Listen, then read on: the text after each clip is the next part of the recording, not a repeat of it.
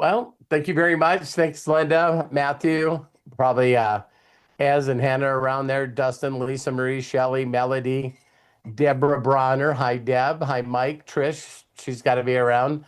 Sandy, brother Bill, and the hostess with the mostest.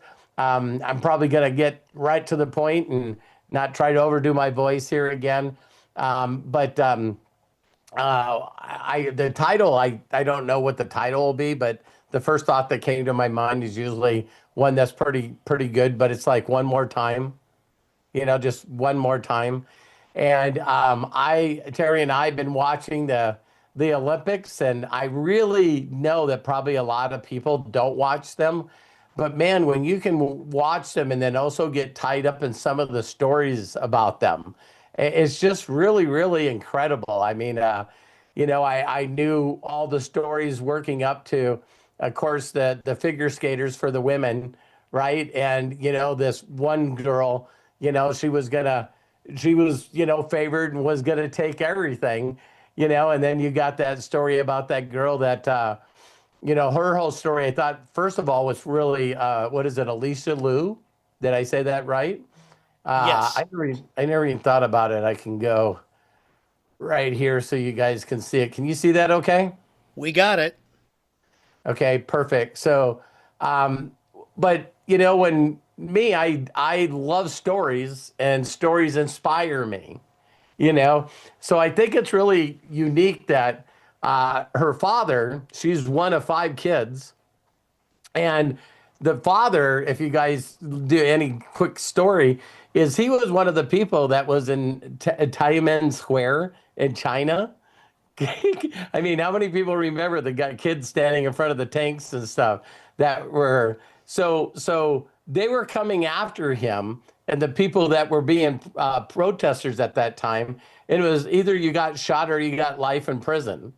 And of course, he found a way to get out of there, finds a way to get to the United States, becomes a citizen, graduates from college, and becomes a lawyer and owns his own law firm. And I mean, you don't think this guy loves America? It's just like just as crazy a story. But then what's really unique about his story is all of his five children, including the Alysa Liu that won the gold, they're all donated anonymous eggs, and then he got what was a surrogate for a mother. So all his kids don't have a biological mother. You know what I mean? So that I thought that story was very interesting, right? So then Terry and I, not by accident, we were going through something and just ended up watching a small documentary about her. She was the youngest girl to win a world championship at the age of 13. And of course, that set her up. And her father was a tiger dad instead of a tiger mom. And it was just like, that's all she did. And he went through coaches and he just wanted the best. They say that he spent probably up to $1 million for her career. And, all of a sudden she goes into the Olympics and she doesn't get the medal. And we seen this video of her. I mean, this documentary, and she just said, "I did everything they asked me to." She goes, even the choreography, the music, and everything was picked for me. I did exactly what I was supposed to do, and I didn't win the gold medal. And so she says, "I'm done. I'm retiring." And it freaked out everyone, of course, including her father. And she went for traveling all over the world. She did a bunch of stuff. And she said that she went with a bunch of girls that she knew, and she met people along while she was traveling. And she said, I just wanted to find out what I really wanted to do. And so they ended up going skiing or something. And she said it was the first time that she's ever done any kind of skiing. And she said the exhilaration that she got and the headspace that she got in just being on skis really freaked her out. She said on a positive level.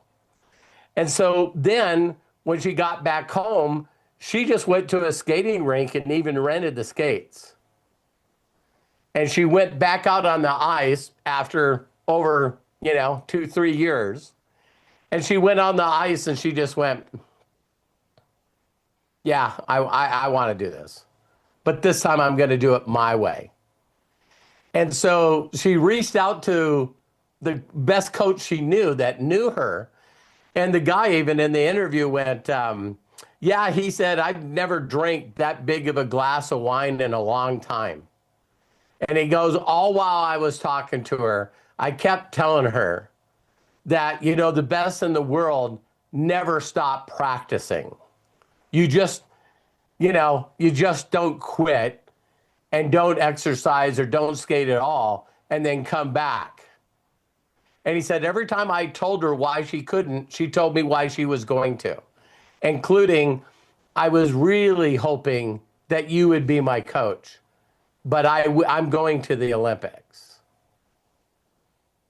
And so you can see where I came up with this theme in my mind, do you have one more in you? You know what I mean? Can you regroup and get one more imagination?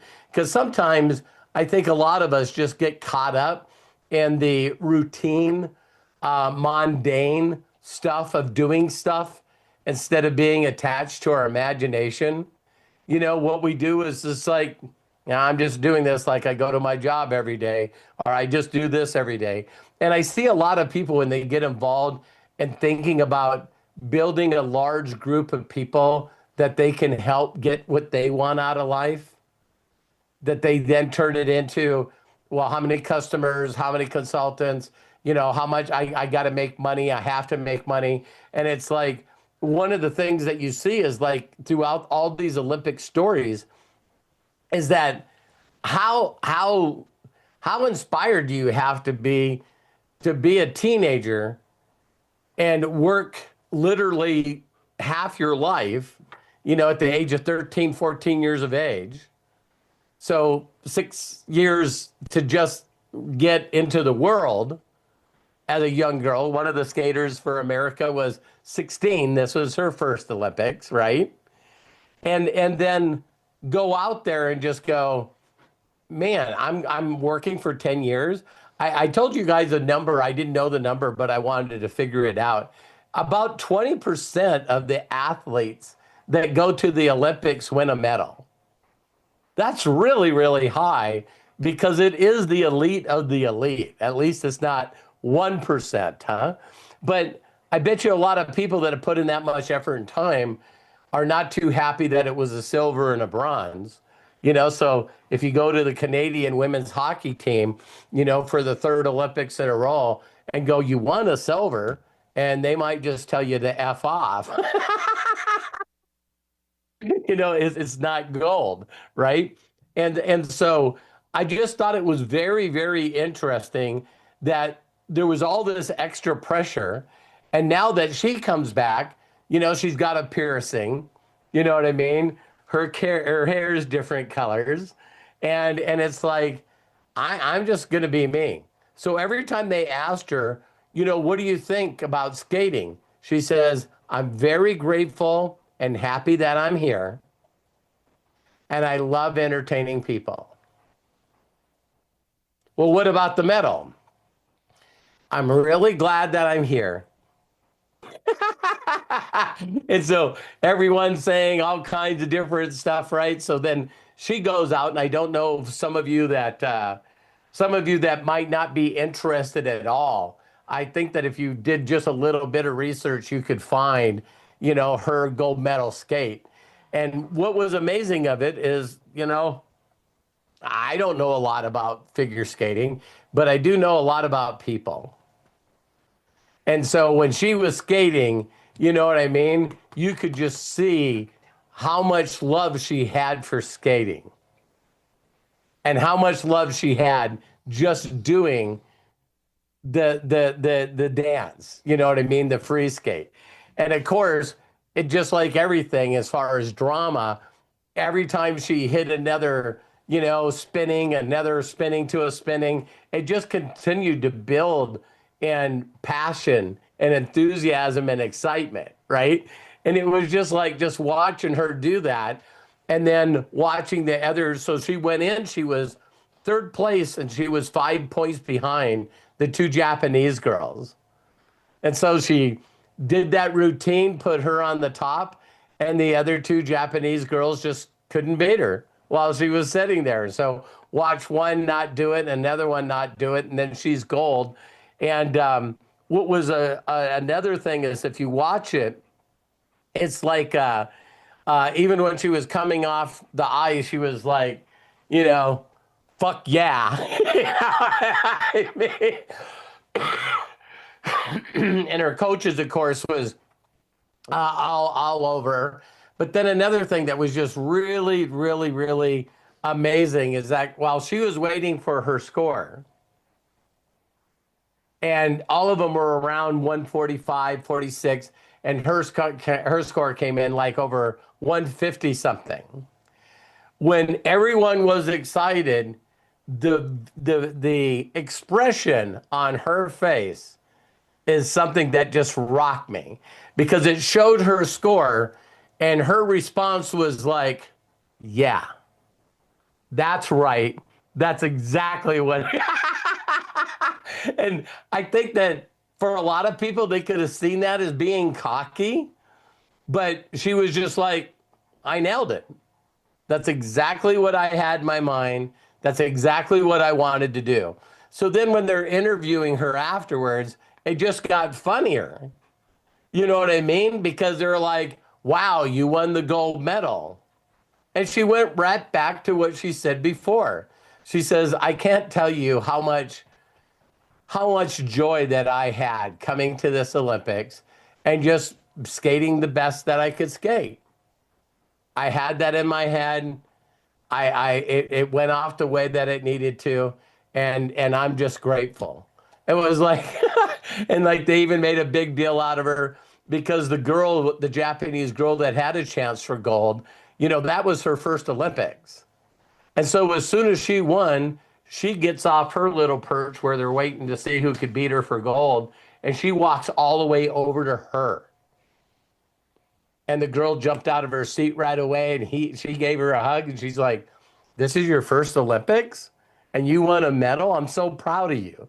And she's like 16, and it was just like, I think that a lot of people, again, like you guys have heard me always say this, that me consistently watching inspirational stories just keeps me inspired.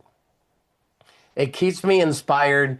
And, then all of a sudden I seen the little trick shot,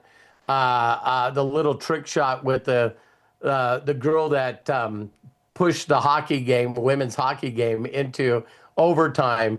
And then the shot where she came all the way down, did this move on this girl and shot it and won gold.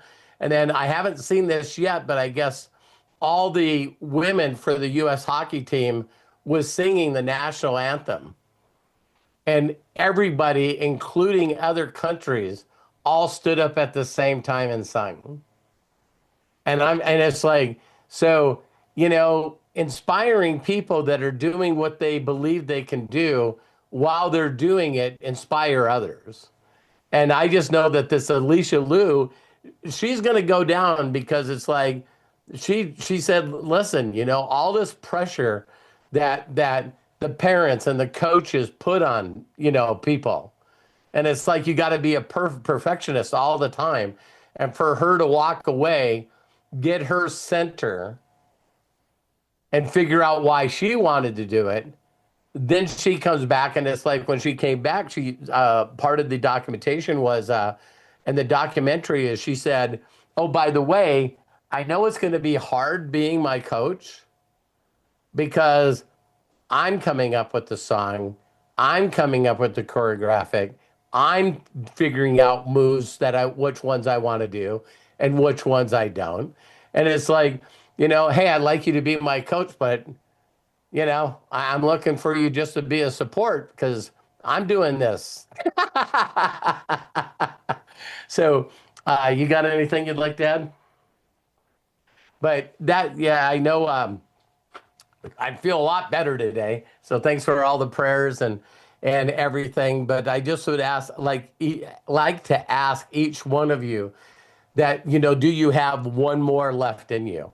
And so one of the things that I did, and I know that some of you guys, I always hear me say this, but every company I get in, I always sort of put my mentality of, if a classic, sorry, hun, the classic Bob Proctor saying, is if I can see it in my mind, I can see it in my hand.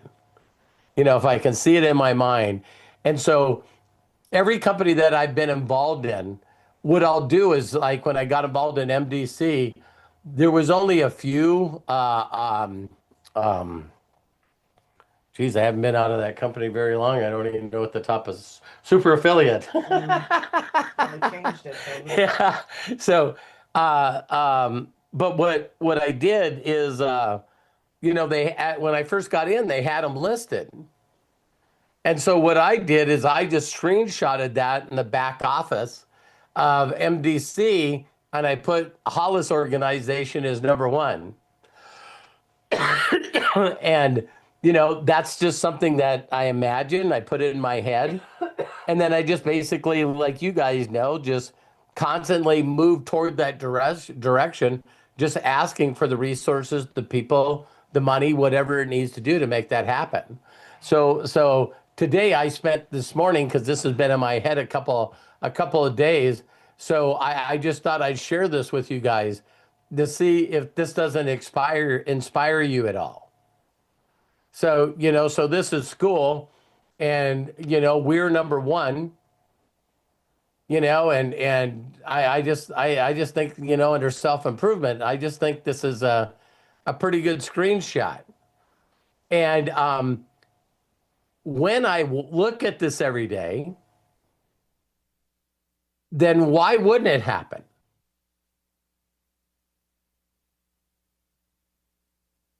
I'll let some of you think about that.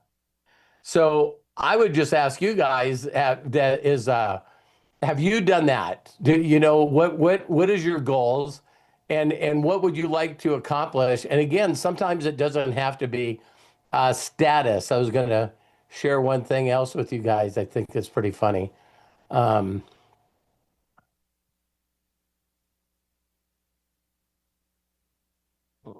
Okay. And maybe some of you guys will think this is just silly.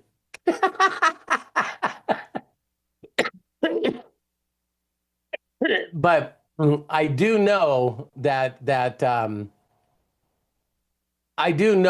everything is possible. And I do know there's a lot of people out there that need help. I consistently always think this way. Me and my son, Robert Hollis Jr., he gave me a call this morning, and he was just saying, wow, he says, I can't even tell you how many people I go through. And he sells large water systems, like Colligan, it's called Hague Water Systems. And he gets these people, and he says they'll come in and they'll make $1,400 in a week with him, and then they'll just ghost him. And he's like, every traditional business I've ever heard of is if you ask the person why they're not bigger, they'll go, good help is hard to find. Good help is hard to find. And so it's interesting that he used to think that traditional business would be easier than building an affiliate group or a network marketing group, because once a person really made money, why would they stop? And I think that we all know that everybody stops. So it's like, you got to have something bigger in your mind. And, the last thing I'll share with you guys is that, we've been watching the snowboarders, we've been watching the guys that are in skis and all this stuff. And it's just amazing to me that, these guys just go, and girls, just go all out because they get whatever best of the three runs, right? And it's like when you're first watching and they're all going up against each other, it's just wreck after wreck after wreck after wreck after wreck because they know they got to throw their best run or there's nothing on the podium, no medal at all. So for you to qualify to get into the Olympics and even be in the top 20, they're only giving trophies to three people. So if everyone's watching you, they're literally trying the biggest and scariest moves they can possibly do in front of everyone.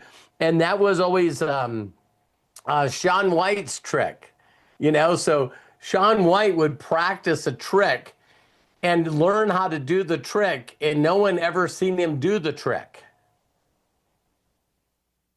And so we've already had this conversation where he would show up and he would figure out how to do that same trick in one run.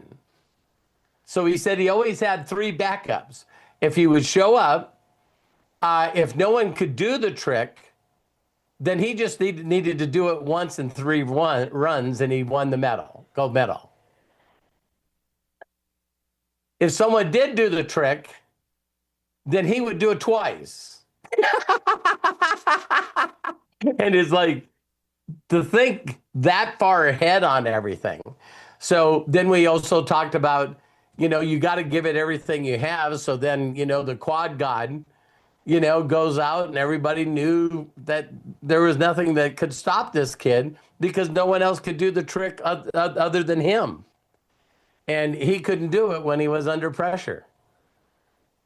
So, going there knowing that if you could pull your trick off, you win the gold medal and no one can touch you. And then you show up and everyone's waiting for you to do your trick and you can't.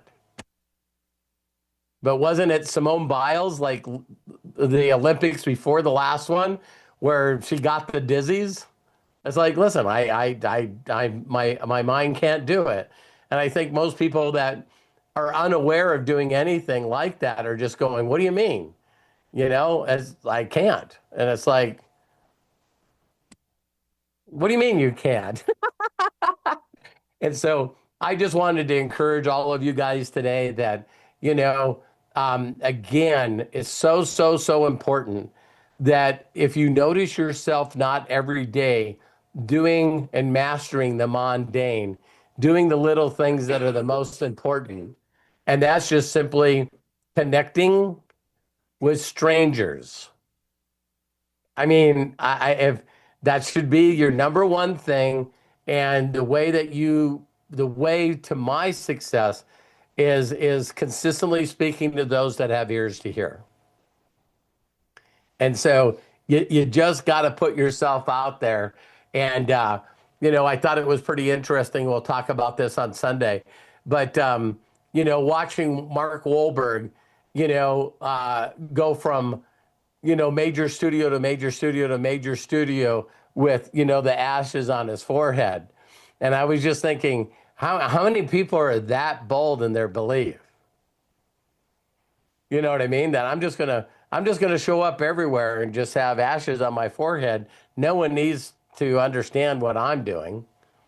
So I didn't even know, because I don't know a lot about Catholicism, but I guess Lent is picking something that's really important to you and just not doing it for 40 days. So but it's just an observance of trying to get closer to God.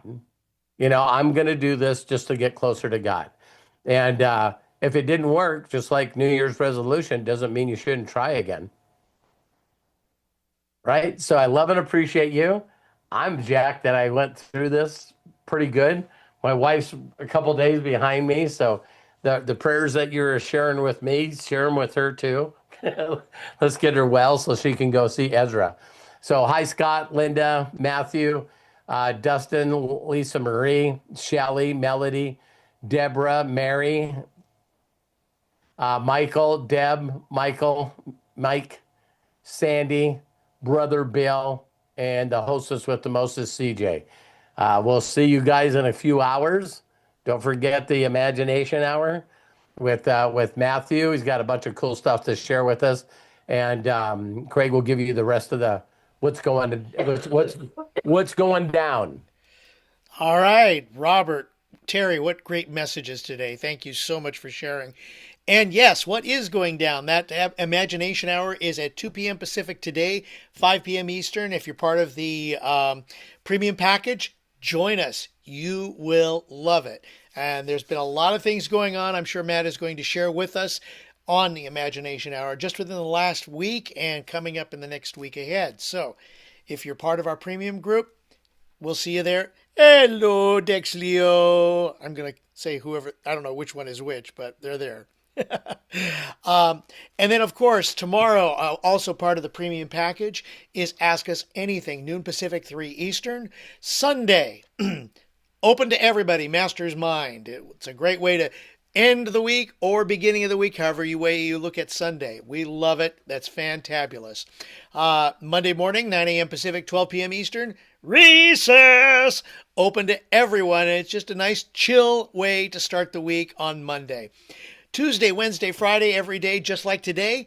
Daily Wisdoms at noon Pacific, 3 Eastern. Wednesday, we have a special series open to everybody called Outwitting the Devil, featuring Dana Scranton. You don't want to miss this.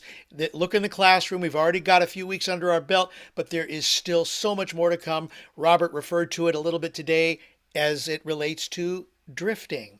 That's 2 p.m. Pacific, 5 p.m. Eastern on Wednesday. Thursdays are breakthroughs. That's part of our premium package. Noon p.m. Pacific, 3 p.m. Eastern. So many things going on in Unlimited Wisdom to help you become a better you. Every single day, live events. We love and appreciate you. Thank you so much. There's a few things in the chat. If you want to download it, click the 3 dots in the meeting chat. That will download to your computer. As we conclude, make sure you hit Save Chat too after you click those 3 dots. And that's it for today. Well, no, not completely, because we got Imagination Hour shortly. So please join us for all of those events. We look forward to seeing you there. Love and appreciate each and every one of you. Until next time, be good to yourselves. Be cash. Bye-bye. I'm going to go ahead and unmute so we can all say so long and have a fantabulous Friday. Feel better, Robert and Well, Terry. everybody, thank Feel better, you. Robert and Terry. Love you. Love you. Terry and Robert, get better. We'll pray for you. Get well. Thank you. Appreciate it.